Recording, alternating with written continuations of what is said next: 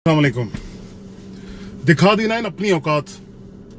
पटवारियों, जो आज कमरे अदालत में हुआ, देख लिया ना इनकी असलियत, जो इनकी जहनियत है, जो इस अदालती निजाम की औकात इनके सामने है। देख ली ना आप लोगों ने।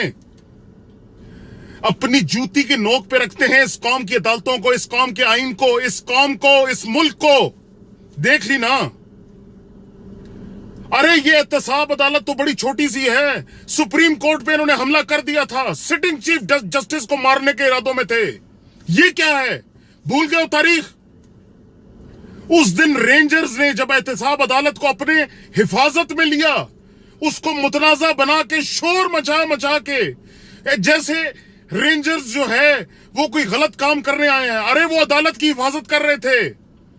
वो सिर्फ इस चीज को इंश्योर कर रहे थे कि अदालत में प्रोसीडिंग्स चल सके, अदालत की कार्रवाई चल सके, उसमें रुकावट ना हो। और उसको मुतनाजा बनाकर रेंजर्स को डिफेंसिव किया, रेंजर्स पीछे हट गए। आज इनके पास ओपन फील्ड थी और उसका नतीजा क्या निकला? ड्रामेबाजी करके, एक ऑर्केस्ट्रेटेड, एक पूरे प्लान के तहत एक ड्रामेबाजी करके आज फिर फर्दे जुर्म इन्होंने उस गॉड फादर टब्बर के खिलाफ इन्होंने नहीं होने दिया।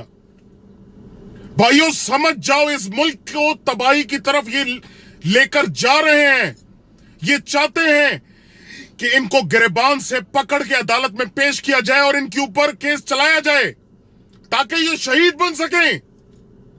ये शहीद बन सकें और रोना पिटना आवाम के सामने अपना चला सकें, मजलूम बना सके अपने आप को। इनका जो असल जुर्म है वो छुप जाए और ये मजलूम बन जाएं। इदारे खामोश बैठे हैं। इदारे चाहते हैं कि कानून के तहत इनका ट्रायल चले, अपने किए की सजा इनको मिले, इनको शहीद ना बनाया जाए। समझो भाइयों, समझो। जो एक प्लान के तहत ये इस मुल्क, इस कौम के खिलाफ एक प्रोपेगेंडा चला रहे हैं, इससे सिर्फ और सिर्फ हमारी तबाही और कुछ भी नहीं।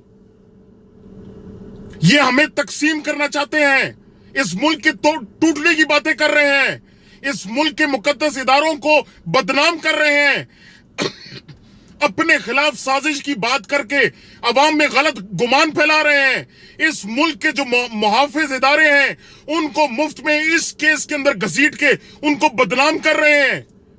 इसमें रद्दी भर हकीकत नहीं है।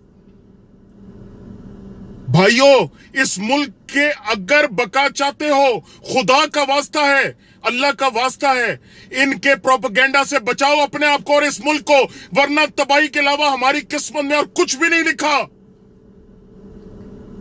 आज देखा आपने, जजेस फिर जिस तरह आज से 17-18 साल पहले इन्होंने सुप्रीम कोर्ट पे हमला किया था, आज एहतसाब अदालत में फिर वही हुआ।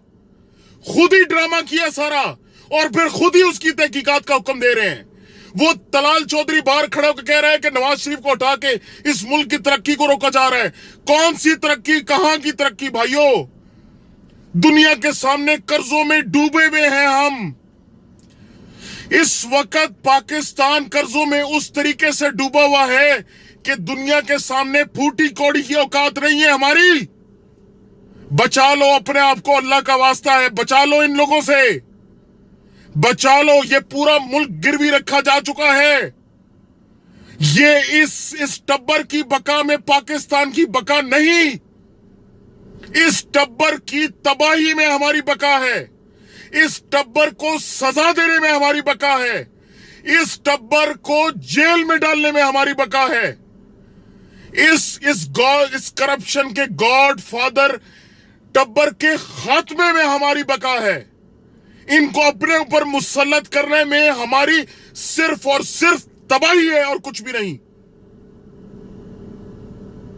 अल्लाह हम पे अपनी रहमत नाजिल करे और इनसे हमारी जान छुड़ाए और इनके जो नापाक इरादे हैं अल्लाह उनको नाकाम करे।